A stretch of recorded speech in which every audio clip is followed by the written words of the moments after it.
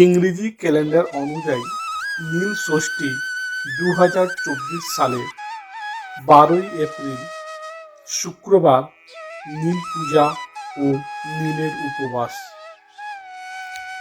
Bangla calendar অনুযায়ী নীল ষষ্ঠী 1430 সালের 29শে চৈত্র শুক্রবার নীল পূজা ও নীলের উপবাস। নীল পুজোর সময়সূচি শুরু হবে ইংরেজি 11ই এপ্রিল বৃহস্পতিবার সন্ধে 6:21 থেকে।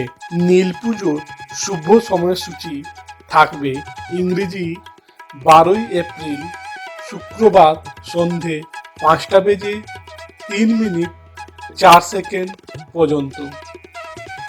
নীল ষষ্ঠী 2024 সালে নীলের বাতি দেওয়ার শুভ সময় বিকালে 4:11 থেকে 5:53 পর্যন্ত।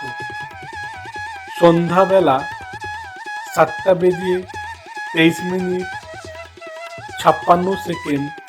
থেকে 8:56 পর্যন্ত।